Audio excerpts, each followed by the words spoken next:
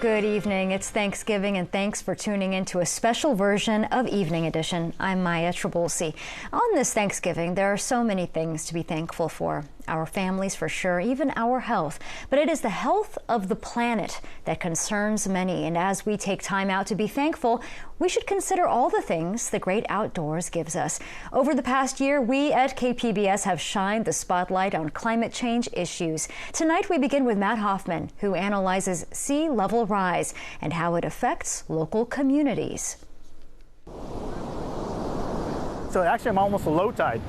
This is low tide, and we still have, the water hitting the rocks. Robert Stabenow is captain of the Imperial Beach Lifeguards.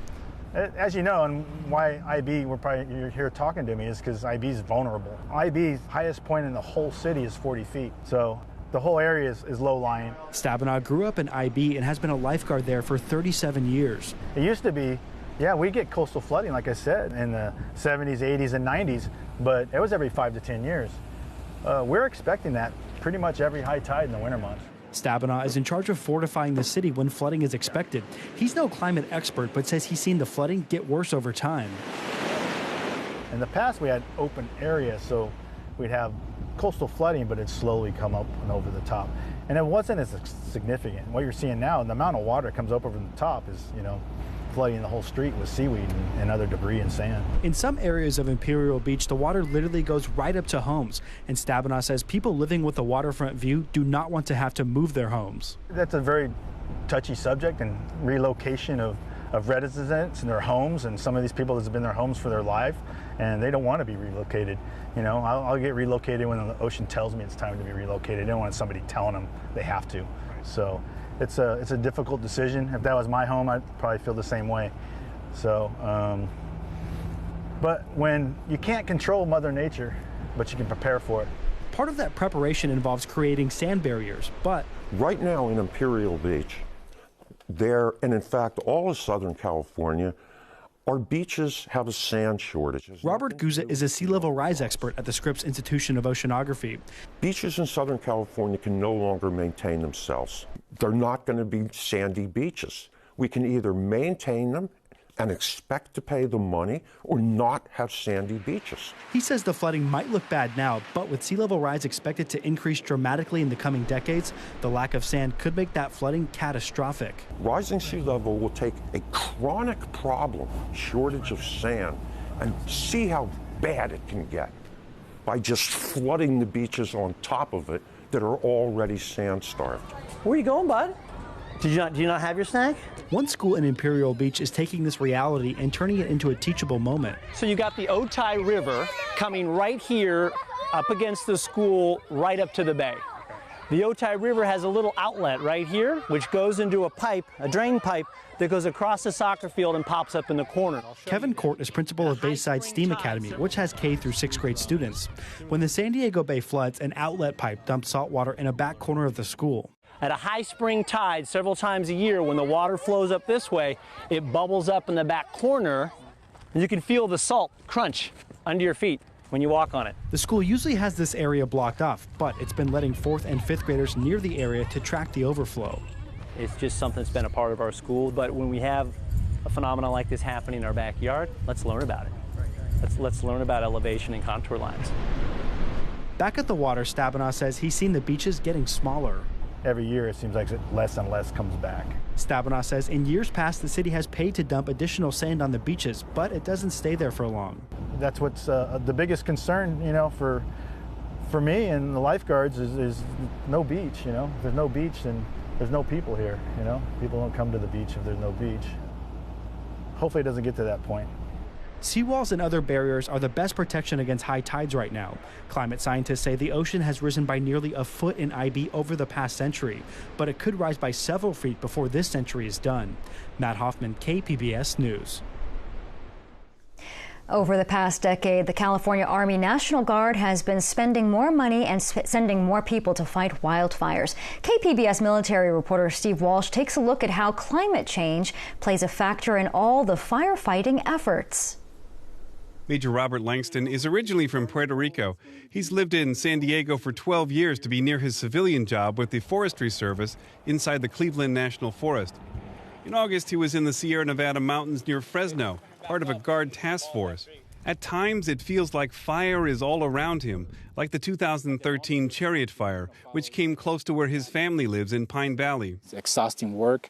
You're working there but at some point you realize, oh, this fire is going to get close to where I work or where I live. And you know, just in your back of your mind, not only you're worried about working, but you're worried about your families. And now I got to start worrying about my family. Most of the places that we fight fire, we don't have signal. So it's a lot of, and all over, firefighters all over California. I mean, it's the same all the time. You're working, but you got to work out your family. The Chariot fire burned through 7,000 acres east of San Diego. Over the years, Langston has helped fight several fires as an assistant fire engine operator. This year, he's leading Operation Rattlesnake, a California National Guard effort to clear the brush that fuels fires.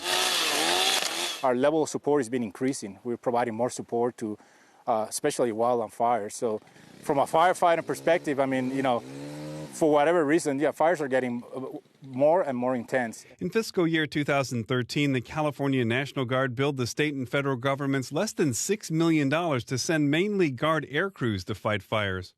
So far this year, the California Guard has received over $34 million. Most of that money is for personnel, troops on the ground to fight alongside Cal Fire crews. But for the first time, Guard members are working year-round to prevent fires. Major Langston has a task force of 100 guardsmen who are spending the year clearing brush and felling dead trees, including in the Sierras outside of Fresno. Ram Ramanathan, a professor at Scripps Institution of Oceanography, says the Guard can expect the wildfire risk associated with climate change to increase. So the fire season is expanding because the planet is getting warmer. What was spring before is becoming like summer temperatures, right? And since it's happening throughout the year, the trees are drying out. So when the fire happens, it spreads. Where Major Langston oversees his National Guard crew. The crew is looking for so-called widowmakers, dead limbs that could drop on firefighters, felling dead trees that can transfer the fire to the treetops, which are called the forest canopy, and out of the reach of firefighters on the ground. A human being can only fight a fire a certain amount of flame height. I mean, when you get into canopy fires, I mean, it's an amazing spectacle because sometimes you can see the canopy burning while under the trees there's no ground fire. And it's a rapid rate of spread, I mean, and it's intense, Critics question the practicality of building fire breaks around the state, saying they would not have stopped a fast-moving fire like the inferno that decimated Paradise. Regardless, it's safe to bet that climate change means Guard troops will continue to be pressed into new roles. Steve Walsh, KPBS News. Wildfires inflict trauma on families that can linger for a lifetime. KPBS science and technology reporter Shalina Chatlani explores why some psychologists say mental health ought to be part of a resident's emergency plans. Megan Queen and her husband Joe Queen were sleeping in their house in Rancho Bernardo when smoke started to fill the sky. They awoke to sirens. Yeah, we looked out the window and there was like a wall of flames just coming down the hill, and I think one of us said, we got to get out of here. We woke our kids up and they were 1 and 6, so our son, who's 6 at the time, he didn't get up right away, and we had to yell at him again to get up, and we need to move. The Queens arrived in Rancho Bernardo 6 months before October 2007, when the Witch Creek wildfire ripped through hundreds of thousands of acres of land and destroyed over 1,200 homes. Flames were all around the family as they drove to get away. We were so traumatized, we got lost. We didn't know where we were going. The Queens eventually made it to an evacuation center with their kids, but the next day, they found out that their rented house had burned down. They've settled in a home close to their old neighborhood, but Megan says the fire still lives with them over a decade later. I would be in the drawers in the kitchen cooking and looking for something, and I'm like, where is it? And I'd be like, oh, it burned in the fire. And then that would kind of sadden us. People cope with losing personal belongings, homes, and pets differently. UC Los Angeles psychologist Emmanuel Maidenberg says while some recover quickly, others experience long-lived trauma. They experience symptoms as if it was happening again, anticipatory anxiety, not being able to fall asleep, changes in appetite, irritability, and feeling as if something terrible may happen at any point. Megan Queen, for example, says even the smell of smoke or news of hot and dry Santa Ana winds can put her on high alert. Maidenberg says those already experiencing stress when a fire breaks out may be more susceptible to these symptoms over time. And some people are genetically wired to develop post-traumatic stress more easily.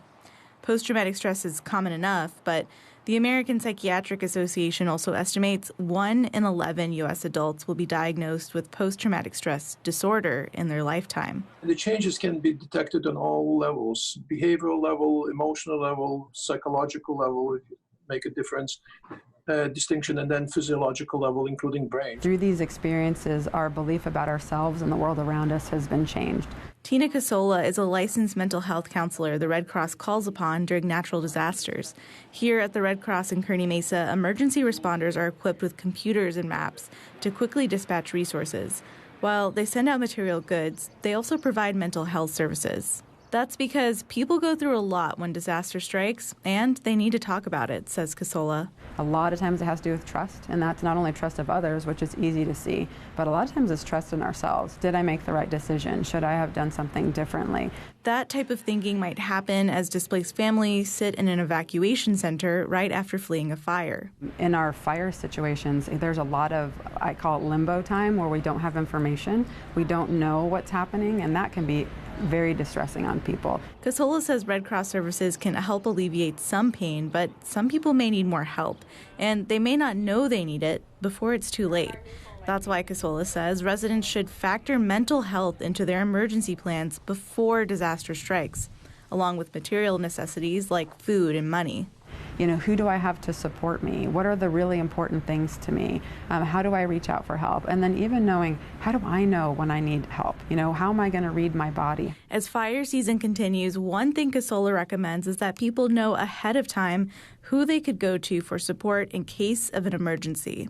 In fact, Megan and Joe Queen say they took advantage of counseling opportunities through the community so they can be prepared to handle stress and personal loss if events like a major wildfire happen again. It's easy to sit there and focus on, yeah, I lost my yearbook. When you look at that, you start getting down and go, oh, it does suck. I don't have this or that anymore. But, you know, we have everybody. Megan and Joe also say they're prepared. They now keep sentimental items like family photographs in a box by the door. Shalina Chatlani, KPBS News.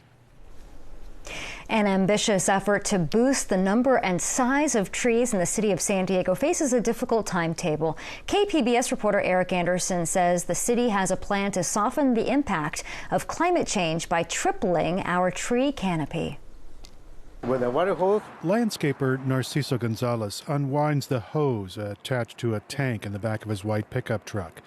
He's in this mid-city neighborhood to water dozens of young trees planted here 3 years ago. Okay, I'm gonna water these bags. I keep the water for system like drip. The hose goes into the green bag wrapped around the base of the tree. That bag can be filled in minutes, but it takes hours to drain. It allows the fledgling tree a chance to soak up the water before it runs off. Gonzalez delivered water every week the first year after trees were planted here. On the second year, twice a month. In this year, it's once a month. Although he does make extra stops during the hottest part of the year. These young trees are part of a CAL FIRE grant to the city of San Diego, a welcome present for the city's official forester, Brian Widnar. He's in charge of managing the city's urban forest, and he says more new trees are on the way. We're planning to put in about 1,100 street trees this calendar year. And then in addition to that, up to 400 additional trees in park locations. The young trees are an important step toward broadening the urban tree canopy, but Widnar says success won't be reached by adding just small new trees. He also wants to see existing trees get bigger. Focus in more on our existing large trees to protect them, maintain them better, We did some analysis of our tree canopy cover back in 2015, so we know what areas of the city might need additional tree planting or additional tree maintenance in order to help us get to that goal. Widenauer has the daunting task of tripling the city's tree canopy in just over a decade. That's important because trees pull carbon out of the air, they cool the urban landscape, and they filter pollution. Trees are also a significant part of the city's plan to reduce the impact of greenhouse gases, and that's why there's a push for more. So to get from 13 to 35%, yes, it's going to be very challenging. I think that we could do it, but again, we have to be able to focus in on the resources that we think are important and able to get to that goal. So what does a 35% tree canopy look like?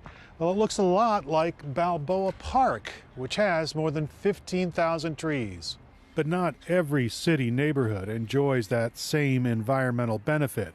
Sophie Wolfram works with the Climate Action Campaign. She's standing on University Avenue in City Heights. We're looking toward the I-15, and you can see that there is kind of a smattering of trees here and there. And this is where we have the potential to invest in taking care of our existing canopy. The street has one of the city's busiest bus routes, and she says it's a prime location for both more young trees and bigger older ones. She says using trees to cool this urban heat island will benefit a community that already faces economic challenges. And Wolfram says the clock is ticking. We've got 1 year to up the tree canopy by 2%. That's a huge feat. And then we have until 2035 to nearly triple the tree canopy or the urban forest in San Diego. So it's going to be a big task.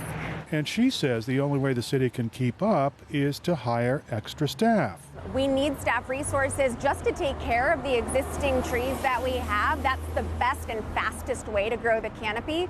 And then we need to plant probably hundreds of thousands, if not more, trees to hit our target. Wolfram says San Diego hasn't made that commitment yet, and she is sure those aggressive climate goals will be unattainable without it. She says San Diego will have to show some political will, or the climate goals the city set for itself will go unrealized. Eric Anderson, KPBS News. Greenhouse gas emissions in California are going down, and that's good news for San Diego, which is committed to cutting its carbon footprint in half by 2035. But climate hawks see some troubling trends. KPBS Metro reporter Andrew Bowen says forces outside San Diego's control could disrupt the city's efforts to fight climate change. So we just do glass in one. Okay. And cans in the other. I'm standing with Ian Monahan at the Miramar Recycling Center. We're dumping bags of recyclables into sorting bins. Should have brought some gloves myself. I got some for you. Oh, really? That would be helpful. Okay. Monahan works for I Love a Clean San Diego. The nonprofit collected these bottles and cans at a weekend cleanup in Mission Bay. We take the bins to a scale, then staff give Monahan a receipt worth $26.58. Not bad. Not bad. Just a few months ago, the Miramar Recycling Center was on the verge of closing. China used to be a major market for America's recyclables, but last year the country started restricting the types of materials it accepts. This has been a huge blow to the operators of Miramar and to the city's climate action plan. That plan counts on keeping more waste out of landfills to reduce emissions of methane, a potent greenhouse gas. The center stayed open only because of a bailout approved by the city council in June. Now it's being subsidized by taxpayer dollars. Monahan says China's decision has disrupted the global recycling economy. When we have disruptions like this, it really begs the question as to how are we conserving? We need to look at our behavior and what we're doing here at home to conserve and quite honestly reduce. That's a perfect example of outside factors and market dynamics and international politics that's influencing what we're trying to do locally. Cody Hooven is San Diego's sustainability director. It's not just Beijing that's impacting San Diego's climate goals. It's also Washington and Sacramento. As we flip through a copy of the city's climate action plan, we land on a page with some pie charts. They show more than 2/3 of the city's emissions reductions are expected to come from state and federal policies, like electric vehicle incentives or tougher fuel efficiency standards. But those things aren't a slam dunk, facing challenges from the Trump administration. Hooven says the city is watching. When stuff like that changes, when the federal administration tries to reverse the state action and then the state files a lawsuit against the federal action, those are years processes. So we track them and we try to understand what would our position be or how we can influence them. I guess we try to cross that bridge when we come to it. But here's a very important point about San Diego's climate action plan. The city can and will get outside help with cutting emissions. But if that outside help falls short, the city is still on the hook for cutting in half its carbon footprint. Nicole Capritz of the nonprofit Climate Action Campaign says state policies have helped with renewable energy, but they're failing to reduce greenhouse gas emissions from transportation. Which means that will blow the opportunity and the ability for us to reach state climate goals. So it's really going to be imperative that the mayor and the council and all local governments sort of take matters into their own hands and figure out what can they do locally and regionally to make us climate safe and climate ready. Back at the Miramar Recycling Center, Ian Monahan says San Diego has promised to fight climate change, with or without help from the state or federal governments. Put simply, we have an aggressive climate action plan. We're going to have to find a way to meet those goals. Andrew Bowen, KPBS News. Climate change often impacts some of the world's most vulnerable people. KPBS reporter Priya Sridhar takes a look at how people around the world are becoming climate refugees. My children, the oldest is 22. Hussein Hay Noor came to the United States from Somalia more than 3 decades ago to study as a foreign military exchange student. After completing his training, Noor said he felt unsafe returning to his home country because of the ongoing civil war.